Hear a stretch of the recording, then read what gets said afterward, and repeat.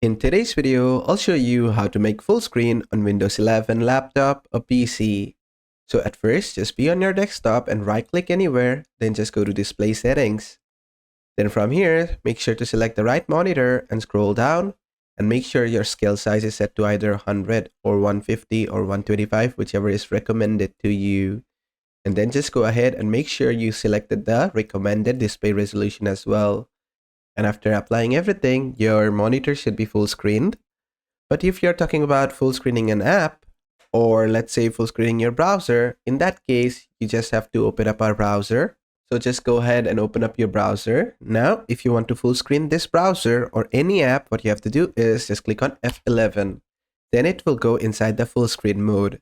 And to exit, you can click on Escape or F11 again. You can hold Escape or just click F11 once and it will get out of the full screen again. And basically that is how to go into full screen mode on Windows 11 laptop or PC. I hope this video was helpful. If it was, please give it a thumbs up and don't forget to subscribe.